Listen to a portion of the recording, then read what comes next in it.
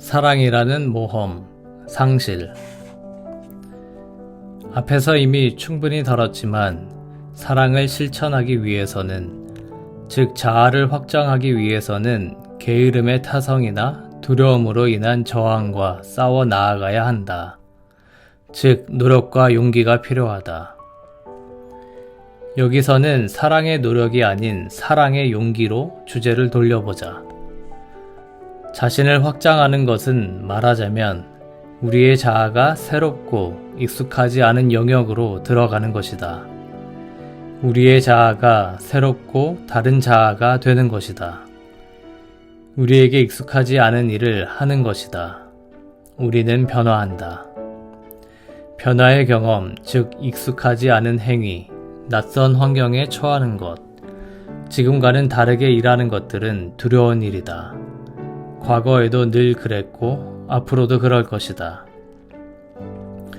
사람들은 변화에 대한 두려움을 제각각 다른 방법으로 다루지만 실제로 변하려 들면 두려움은 불가피하다. 용기란 두려움의 부재가 아니다. 용기란 두려움에도 불구하고 행동하는 것, 즉 두려움에 저항하고 싶은 마음과 싸워 미지의 미래 세계로 나아가는 것이다. 어떤 단계의 영적 성장이든 사랑이든 항상 용기가 필요하며 모험이 따른다. 이제 사랑이라는 모험을 생각해보자.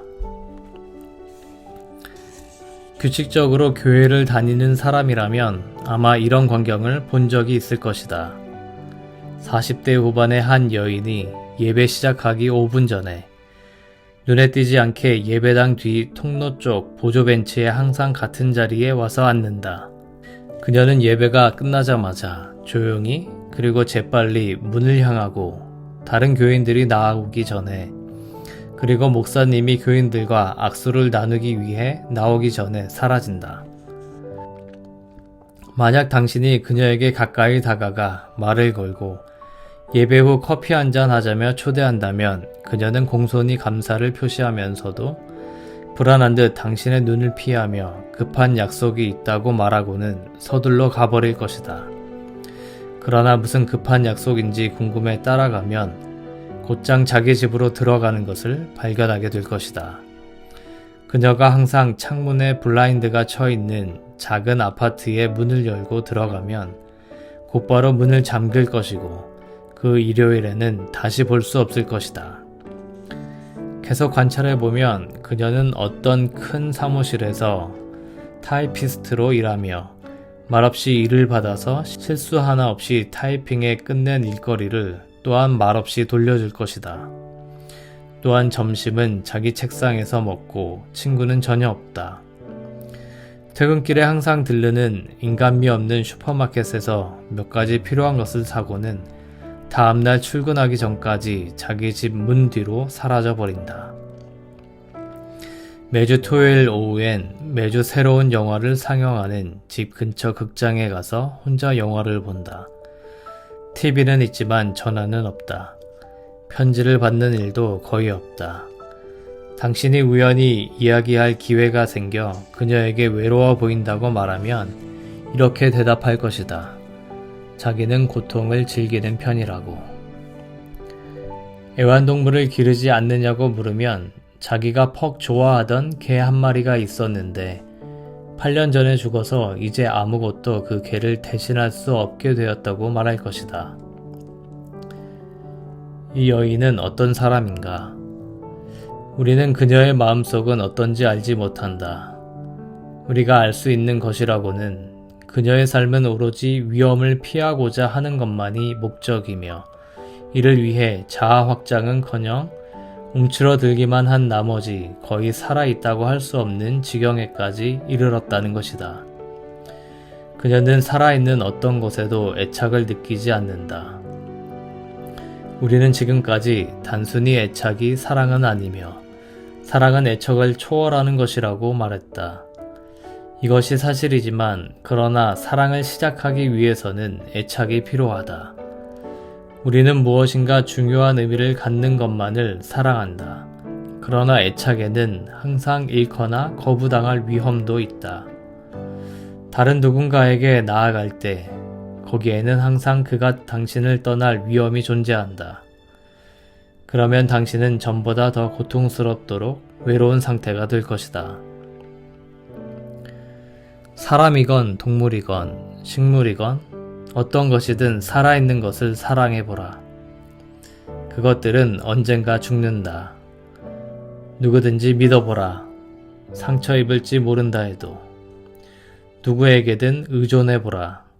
상대가 실망시킬지 모른다 해도.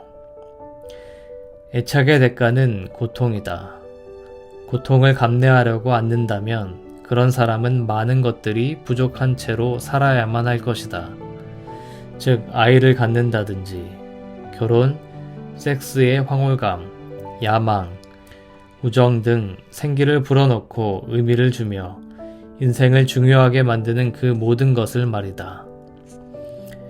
어떤 차원으로든 앞으로 나아가거나 성장하면 기쁨과 함께 고통이라는 대가를 치를 것이다. 충만한 삶은 고통으로 충만할 것이다.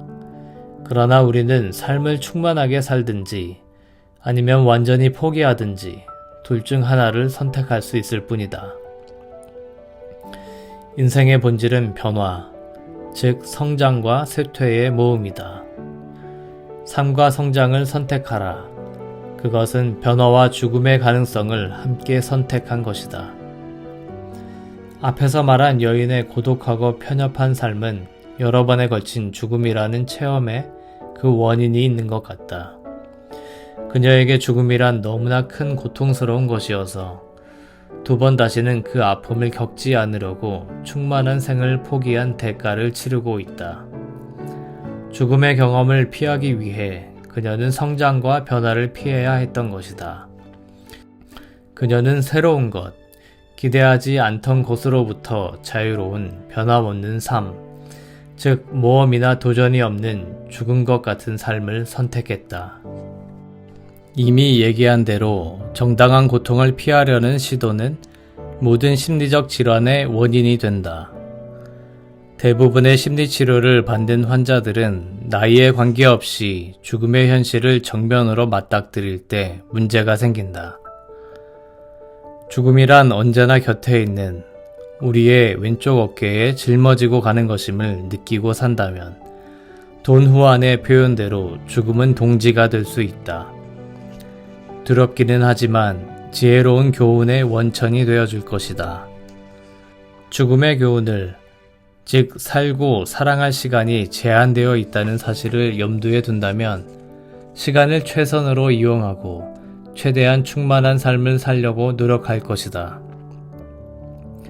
그러나 왼쪽 어깨에 짊어진 죽음이라는 두려운 존재와 당당히 직면할 마음이 없다면 죽음이 주는 지혜로운 교훈을 스스로 버린 결과 명쾌하게 살거나 명쾌하게 사랑할 수 없다. 죽음이라는 항상 변화하는 삶의 본질을 피하면 어쩔 수 없이 삶도 피해버리게 된다.